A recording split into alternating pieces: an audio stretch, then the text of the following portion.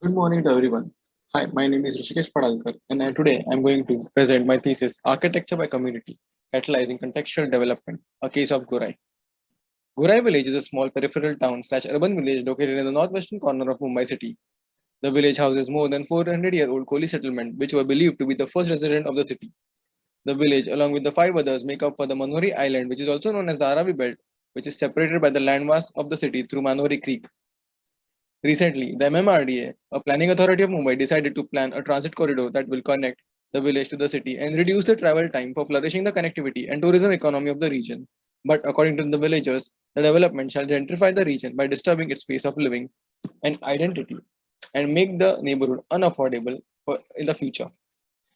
The thesis tries to question the idea of development and its manifestation through infrastructure, built form, and attempts to understand its relevance towards people, place, and time.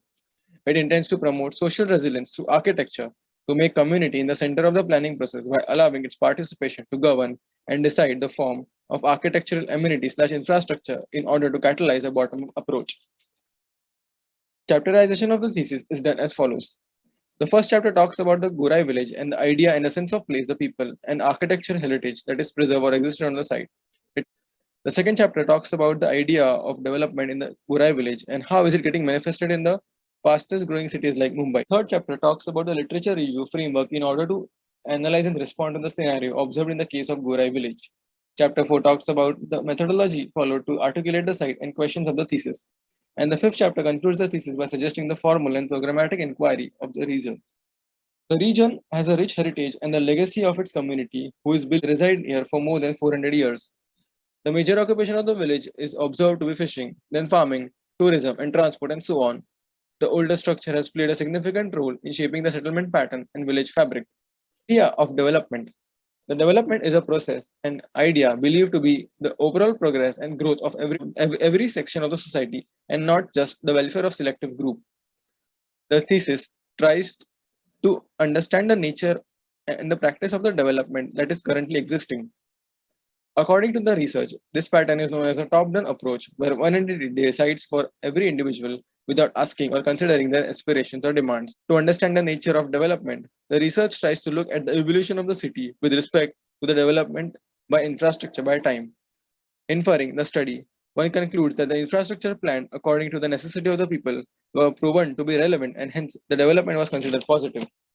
But recently, the infrastructure planned to the region like Pagoda or Esselbert proves to be irrelevant to the aspiration and necessity of the site and hence considered to be negative. From the current series of events, the people have raised an enormous uproar right from protests to ask government to take the theme back. The research has mapped the series of events right from the introduction of the proposal to the current activities that are going on right now. Lastly, the people outrage leave a question towards the government and the planner that to develop a region, how do you retain the quality of living and simultaneously coexist with the upcoming changes? Attempt to answer the question, the research has come up across a word called social resilience. The definition of the word social resilience is an idea or an entity or an object and their abilities to tolerate, cope, absorb, and adapt to the social threats of various kinds. To understand it further, the thesis tries to look its manifestations through architecture.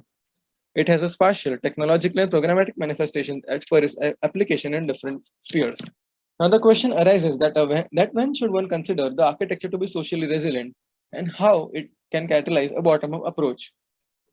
To articulate it further, the research tries to review a literature review by Jane Jacob, Death and Life of Great American City, and tries to understand the lens that the author used to negotiate with a similar scenario.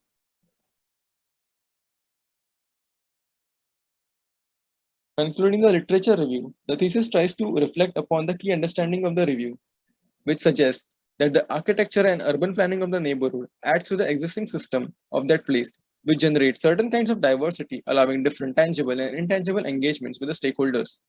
These engagements will help the community to coexist and adapt to the rapid urbanization, maintain the quality of life and spatial identity of the region, also making it self-sufficient in order to reduce its dependency on other external factors interfering in the diversity. Through this review, the research arrived upon a methodology to study the site.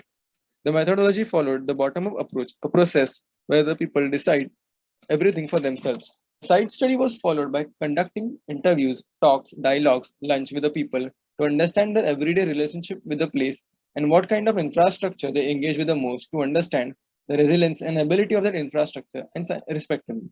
The second part of the study was carried out by giving the map of the place to them and allowing them to become the planners of their own region. They were asked to identify the most resilient and sustainable infrastructure and most vulnerable or irrelevant infrastructure and were asked to sketch and draw out their idea of development or proposal that they have for their place. The interviewees were chosen according to the fishing, farming, and transport tourism related occupations that majorly covers the mindset of the population. This drawing is the representation of the day-to-day life of the stakeholders with respect to the infrastructure that he deals with. We can conclude that the authorities have failed to live up to the expectations of the people, and the village needs to be self-sufficient with respect to the elements that makes the self-sufficiency of the neighborhood, like health, water, food, livelihood, education, and power. Bottom-up architecture, curating the formal inquiry. The research tries to look upon the several architectural case studies and planning of the buildings or infrastructure in a bottom-up manner. The first case study is of the primary school designed by the architect Francis Carey from Gando. He, as a native of the town, grew up with the many hardships and struggled in gaining education in order to stand on its feet and become independent. He didn't want his rest of the co-villagers to face the same, so he decided to plan to build a primary school for the kids. Planning of the building is done by the architect and follows the simple design, but the materials and the techniques were devised from the context. The use of local pots in RCC ceiling describe the mixture of the traditional values and modern architecture that make a space owned by the people, for the people, and of the people. This practice instigates the process of bottom-up architecture and devise a new methodology of planning.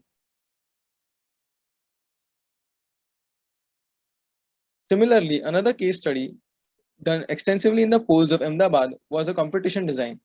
It had a similar scenario of new development pattern, urbanization, and concretizing the quality of life that was shaped by the traditional architecture. To respond to that scenario and cope with the rapid development, the case study tried to understand the relationship of the people with the infrastructure that they have and what is going to come up in the future, and propose the most contextual method of planning infrastructure. The research is interested in the water tank revitalization. The study has planned the water tank in a way that it creates larger engagement with the people and the purpose it serves. The similar practice of bottom-up architecture can be seen in the region of Gorai. Our Sahkari Sanstha contributes towards the essential development of the people due to increasing cases of COVID and authorities not responding to the request of the planning hospital.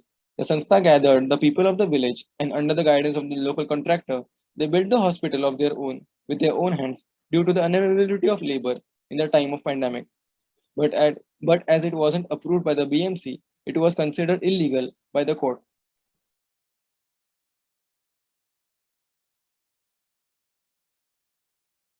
The thesis now tries to undertake the programmatic investigation with respect to the ideas of self-sufficiency.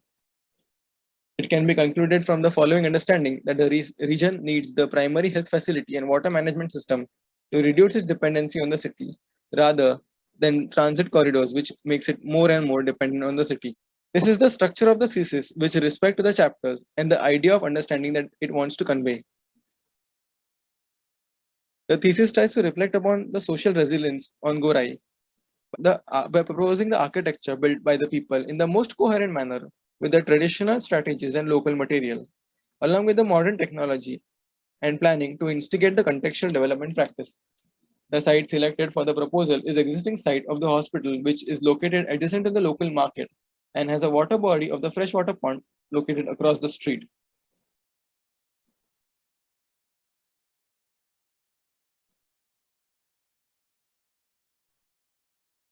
Half of the site falls under the reservation of the buildable area and rest half of the site, which is falling under the category of dedicated open space, which also allows the 5% of amenity space which suffices the requirement of the proposal.